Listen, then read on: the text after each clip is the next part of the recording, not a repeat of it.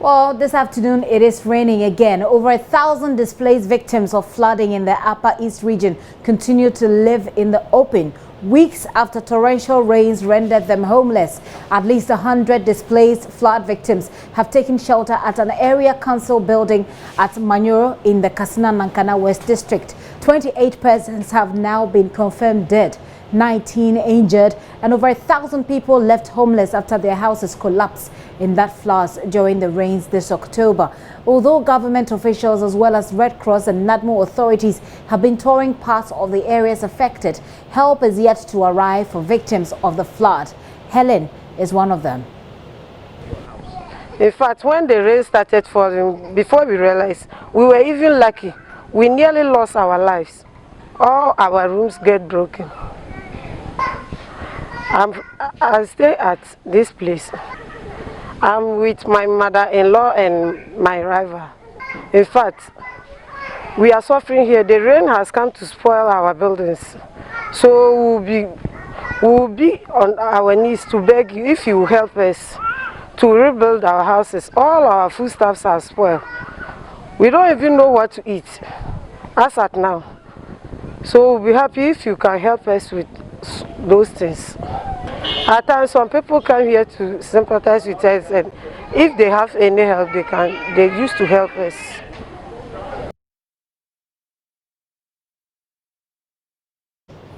That's Helen there, one of the victims of the floods. She is one of the persons displaced. The Upper East Director of Red Cross, Paul Wuma, says the situation is dire. And so the situation at hand is so dire and pathetic. 133 people are living in this area council, and we can only empathize with them for now and send reports to the national office for any support that may come. We are appealing to all those who are affected that they should be calm. God is with them, and by the grace of God, all those actors who are coming around, we together will work collaboratively to see to the end of their plight. We have come here today to give psychosocial support to the survivors. As a Red Cross movement, we empathize with the people so much, and so this is what we are here to do today, psychosocial support services. Well, help is yet to arrive from governments for now. These women and their children hang on their temporary abode with no aid in sight just yet. Northern Regional Minister Salifu Said is acting Upper East Regional Minister because the substantive Regional Minister is currently on leave. Yes, that is why I said that the actual assessment is ongoing, because what we are doing is that we are picking it from assembly to assembly. That is from municipality, from district to district. The number of districts that we have visited, we've been to the Katsina-Nankana municipal, and they have actual deaths of 4 people. Okay, you get it. And then we are in the Katsina-Nankana West, which we have 2 actual deaths. But if you look at the Katsina-Nankana West, they were having the highest, 11 deaths. As at yesterday, even scaling to this morning until we got to the ground. So we want to talk with certainty. We don't want to conjecture or speculate or fabricate. We want to talk to the issues. So that is why we are picking them district by district. So we will continue up to tomorrow, and I believe strongly that by close of day tomorrow, we would have been in a better position to give the true picture of the actual lives that has been lost. So are you saying we should disregard the 27? Is that what you are saying, essentially? That is what it implies. Already, if you look at it, then the 20-something they talked about, it was Katsina-Nankana West included. And now, already out of the 11, you can see that 9 has been taken off. 9 is gone. So already it's even below 20 now. So in the same vein, I believe strongly that by the time we will conclude this assessment, the figure will not be that much. as we have come onto the ground, the reports that were sent, it is not as if they have reported like an annual report they were given. They have used previous floods that people were affected in the course of the year, and they have added it up, which is not the case, because the way the information was put up, it was as if the rains that we witnessed the day before yesterday led to this number of casualties. So we just want to correct that impression or the news that was sent previously. I want to use this opportunity to thank the Red Cross people. They've also done a very good job on the ground, and other key stakeholders. And one thing, I'm happy a number of media houses are here. We have used a synergy approach. So many key interests or stakeholders who are on the ground, we have been moving around with them. They have assessed things. We are not just speculating. We are now talking with realities. So therefore, let us appreciate what we have come to see.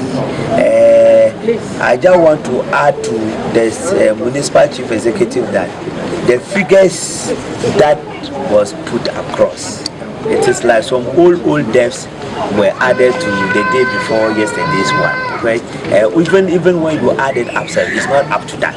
The situation is not as bad as they are trying to put across.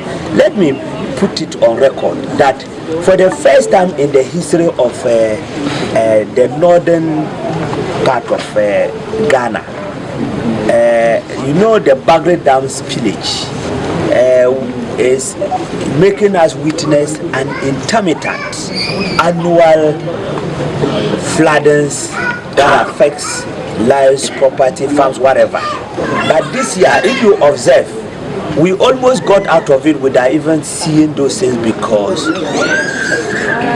the Nana Akufo-Addo's government ensured that for the first time they brought in excavators, dredgers to dredge and did some desilting of the black and white voltage. So if you look at it, the siltation, the level of siltation that took place, small water, the dam used to get flooded and the water will start running where any direction that the waves find its way. But this time, because they did that, the dams itself, the depth, it has gone down, and the reservoirs has been able to store a lot of the water, and the water easily gets its way running through the streams itself, the normal streams and the valleys, instead of running in any direction. That is why we've seen a drastic reduction of it. So this has called for the need for the government to double her efforts in trying to dam the Palgo Dam, so that at least it can be used instead of a perennial disaster. It will now be a perennial opportunity, whereby when the water, the floods are coming, the big dams will harvest the water that will be used for hydro as well as irrigation. Thank you.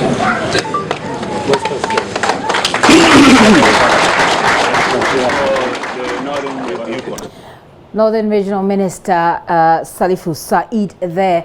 Well, what he seeks to do is to contest the number of people dead, but the numbers have been confirmed. 28 people have been killed in that flood. Albert Sori is our correspondent. He joins me on the line for an update. Hello, Albert. Hello. Albert, is it raining at the moment? No, it's not raining. Very well. As a matter of fact, today the sun has been up, so right. It's getting a bit drier now. What's the update on the situation? So we are still on the issue of aid, which is yet to arrive. NADMO has told us that it will arrive latest by Monday.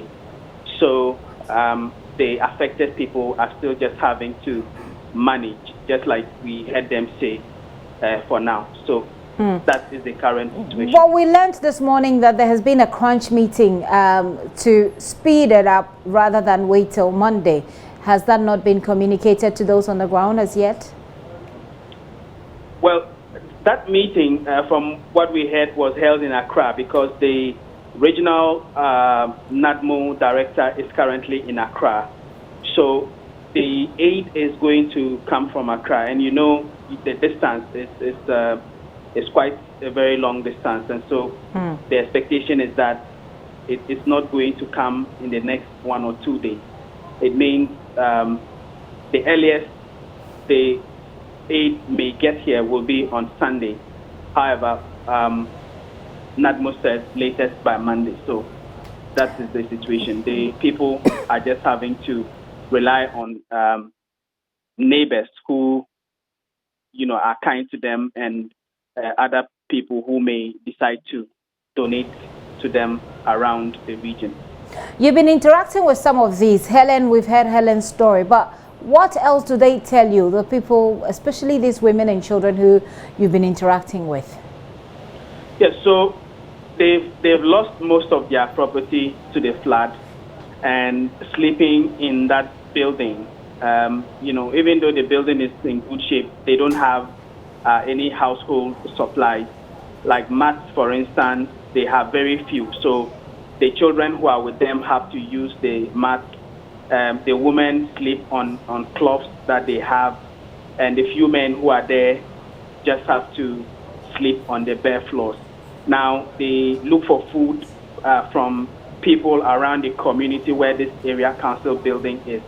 And they also have a few mosquito nets, which, again, is not enough for all of them. So they are exposed to mosquito bites and all of that. So for them, staying there is, is not home. So they are still in a state of discomfort. And one other thing they are worried about is how soon they'll be able to rebuild and live their normal lives. So that is the situation. Are the local or traditional leaders doing anything about this? Are they even in the position? Do they have the capacity to do anything? I would say no. These are communities where a greater majority of the people are farmers. And so everyone is almost like everyone for himself. The issue of communal labor is there, but this is something that requires resources, especially where people have lost their entire homes and all of that.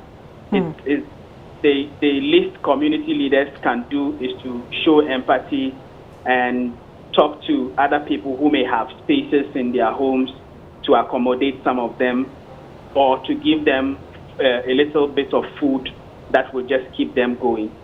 But in terms of the kind of aid that, for instance, NADMO can give to them, this is something that is beyond community leadership.